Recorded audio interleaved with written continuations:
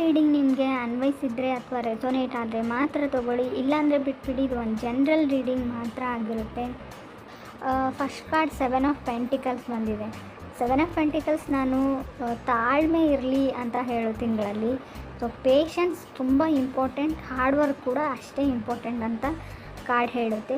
Lot of spending ಅಂತ ಹೇಳ್ತೀವಿ, ನೀವು ತುಂಬ ಖರ್ಚು ಮಾಡ್ತೀರಾ ಈ ಮಂತಲ್ಲಿ ಅಂತ ಹೇಳ್ಬೋದು. ಆನ್ಲೈನ್ ಶಾಪಿಂಗ್ ಆಗಿರ್ಬೋದು, ಸುಮ್ಮನೆ ಬ್ರೌಸ್ ಮಾಡ್ತಾ ಹೋಗ್ತೀರಾ, ಸುಮ್ಮನೆ ಬೈ ಮಾಡ್ತಾ ಹೋಗ್ತೀರಾ ಅಂತ ಹೇಳ್ಬೋದು.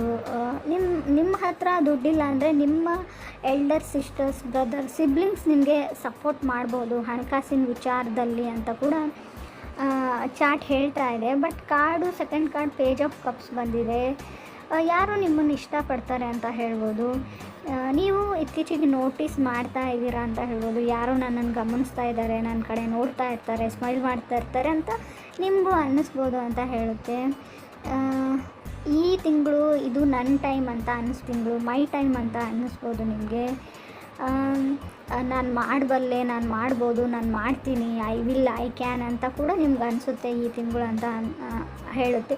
ಗೋಯಿಂಗ್ ಬ್ಯಾಕ್ ಟು ಸ್ಕೂಲ್ ಅಂತ ಹೇಳುತ್ತೆ. ನಿಮ್ಮ ಕ್ಲಾಸಸ್ ಅಥವಾ ಕಾಲೇಜಸ್, ಸ್ಕೂಲ್, ಎನಿಥಿಂಗ್ ಸ್ಟಾರ್ಟ್ ಆಗಿದೆ ಅಂತ ಹೇಳುತ್ತೆ. ಆಲ್ರೆಡಿ ಹೋಗ್ತಾ ಇದ್ದೀರಾ ಅಂತ ಹೇಳ್ಬೋದು. ಕೆಲವ್ರಿಗೆ ನಾನು ಎಸ್ಟೇಟ್ ಬಿಸ್ನೆಸ್ ಮಾಡೋರಿಗೆ ಹೈ ಟೈಮ್ ಅಂತ ಹೇಳ್ತೀವಿ ನಾವು. ಸೈಟ್ನ ಸೇಲ್ ಮಾಡೋದು, ಬೈ ಮಾಡೋದು, ಆ ಥರ ಕೆಲಸಗಳಿಗೆ ತುಂಬ ಚೆನ್ನಾಗಿದೆ ಅಂತ ಹೇಳ್ಬೋದು. ಬ್ಯುಸಿ ಇರ್ತೀರಾ, ಏನಂತಾರೆ, ತುಂಬ ಬ್ಯುಸಿ ಶೆಡ್ಯೂಲ್ ಆಗ್ಬೋದು, ನಿಮಗೆ ಹೆಡೇಕ್ ಥರ ಆಗ್ಬೋದು, ತುಂಬ ಬ್ಯುಸಿಯಾಗಿರ್ತೀರ ಅಂತ ಹೇಳ್ಬೋದು. ಆರೋಗ್ಯ ಕೂಡ ಚೆನ್ನಾಗಿರುತ್ತೆ. ಕೆಲವ್ರಿಗೆ ರೀಸೆಂಟ್ಲಿ ಸಫೋಕೇಟೆಡ್ ಫೀಲ್ ಆಗಿರ್ಬೋದು. ನಾರ್ಮಲಿ ಈ ಕೋವಿಡ್ ಬಂದಮೇಲೆ, ಕರೋನಾ ಬಂದಮೇಲೆ ಎಲ್ರಿಗೂ ಆ ಥರ ಫೀಲ್ ಆಗುತ್ತೆ. ನಿಮ್ಗೊಂಥರ ಏನೋ ನಾನು ಎಂಜಾಯ್ ಮಾಡ್ತಾ ಇಲ್ಲ ಲೈಫ್ನ, ಏನೋ ಸಫೋಕೇಟೆಡ್ ಫೀಲ್ ಆ ಥರ ನಿಮಗೆ ಮನೆಯಲ್ಲಿದ್ದರೂ ಕೂಡ, ಸೊ ನಿಮ್ಮ ವೈಫ್ ಅಥವಾ ನಿಮ್ಮ ಪಾರ್ಟ್ನರ್ ಜೊತೆ ಇದ್ದರೂ ಕೂಡ ಏನೋ ಒಂದು ಫ್ರೀಡಮ್ ಇಲ್ಲ ಅಂತ ಕೂಡ ಅನಿಸಿರೋವಂಥ ಚಾನ್ಸಸ್ ಇದೆ. ಥರ್ಡ್ ಕಾರ್ಡ್ ನನಗೆ ಕಿಂಗ್ ಆಫ್ ಸಾರ್ಡ್ಸ್ ಬಂದಿದೆ. ಕೆಲವರಿಗೆ ಕೆಲವೊಂದು ಐಡಿಯಾಸ್ ಬರುವಂಥ ಚಾನ್ಸಸ್ ಇದೆ, ಸಮಥಿಂಗ್ ಐಡಿಯಾ ಬರುವಂಥ ಚಾನ್ಸಸ್ ಇದೆ. ಇನ್ ಕೇಸ್ ನೀವೇನಾದರೂ ಬಿಸ್ನೆಸ್ ಮಾಡ್ತೀರಾ ಅಥವಾ ನೀವು ಕೆಲಸ ಮಾಡ್ತೀರಾ, ಜಾಬಲ್ಲಿದ್ದೀರಾ, ಐ ಟಿಯಲ್ಲಿದ್ದೀರೋ, ನಿಮ್ಮ ಅಂಡರ್ ವರ್ಕ್ ಮಾಡೋ ವರ್ಕರ್ಸ್ ಬಗ್ಗೆ, ನೀವು ಟೀಮ್ ಲೀಡರ್ ಇದ್ದರೆ ನಿಮ್ಮ ಅಂಡರ್ ಯಾರು ವರ್ಕ್ ಮಾಡ್ತಾರೆ ಅವ್ರ ಬಗ್ಗೆ, ಬಿಸ್ನೆಸ್ ಮಾಡ್ತಾಯಿದ್ರೆ ನಿಮ್ಮ ಕೈ ಕೆಳಗೆ ಯಾರು ಕೆಲಸ ಮಾಡ್ತಾರೆ ಅವ್ರ ಬಗ್ಗೆ ಕೇರ್ಫುಲ್ಲಾಗಿರಿ. ಸೊ ಯಾಕಂದರೆ ಅವರು ನಿಮ್ಮ ಹೆಸರನ್ನ ಹಾಳು ಮಾಡುವಂಥ ಚಾನ್ಸಸ್ ಇದೆ. ನಿಮ್ಮ ಬಗ್ಗೆ ಗಾಸಿಪ್ ಮಾಡ್ಬೋದು, ನಿಮ್ಮ ಬಗ್ಗೆ ಕೆಟ್ಟದಾಗಿ ಹೇಳ್ಬೋದು, ಅಥವಾ ನಿಮ್ಮ ಹತ್ರ ದುಡ್ಡು ತೊಗೊಂಡ್ಬಿಟ್ಟು ಅವ್ರು ಕೆಲಸ ಮಾಡದೇ ಇರ್ಬೋದು ಅಂತಲೂ ಕಾರ್ಡ್ ಹೇಳ್ತಾ ಇದೆ. ಎಲ್ರಿಗೂ ಅಲ್ಲ, ಬಟ್ ಪದೇ ಪದೇ ನಿಮ್ಮ ಮೈಂಡನ್ನ ಚೇಂಜ್ ಮಾಡೋದನ್ನು ಸ್ಟಾಪ್ ಮಾಡಿ ಅಂತ ಹೇಳ್ತಾ ಇದೆ. ಗೊತ್ತಿಲ್ಲ, ಕಾರ್ಡ್ಸ್ ಮಾತ್ರ ಕ್ಲಿಯರಾಗಿ ಹೇಳ್ತಾ ಇದೆ. ಇವಾಗೊಂದು ಡಿಸೈಡ್ ಮಾಡಿ ನೆಕ್ಸ್ಟ್ 2 ನಿಮಿಷ ಆದಮೇಲೆ ಮತ್ತೆ ನಿಮ್ಮ ಮೈಂಡನ್ನ ಚೇಂಜ್ ಮಾಡ್ಕೊಳ್ತೀರಾ ಅಂತ ಕೂಡ ಕಾರ್ಡ್ನೇ ಹೇಳ್ತಾ ಇದೆ ರಾಶಿಯವರಿಗೆ. ಏನೇ ಮಾಡಿ ಕಾನ್ಸ್ಟೆಂಟಾಗಿ ಡಿಸೈಡ್ ಮಾಡಿ, ಮುಂಚೆನೇ ಎಲ್ಲ ಆಗು ಹೋಗುಗಳ ಬಗ್ಗೆ ತಿಳ್ಕೊಂಡ್ಬಿಟ್ಟು ಡಿಸೈಡ್ ಮಾಡಿ ಅಂತ ಕೂಡ ಕಾರ್ಡೇ ಹೇಳ್ತಾ ಇದೆ.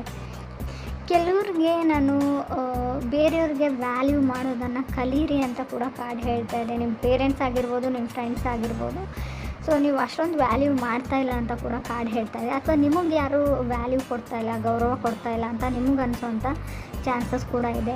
ಲಾಸ್ಟ್ ಕಾರ್ಡ್ ನನಗೆ 7 ಆಫ್ ಕಪ್ಸ್ ಬಂದಿದೆ. ನಾನು ಮುಂಚೆನೇ ಹೇಳಿದ್ದೀನಿ, ತುಂಬ ದುಡ್ಡನ್ನ ಖರ್ಚು ಮಾಡ್ತೀರಲ್ಲಿ ನೀವು, ತುಂಬ ಸ್ಪೆಂಡಿಂಗ್ ಮಾಡ್ತೀರಾ, ಶಾಪಿಂಗ್ ಅಂತೀರಾ ಅಂತ.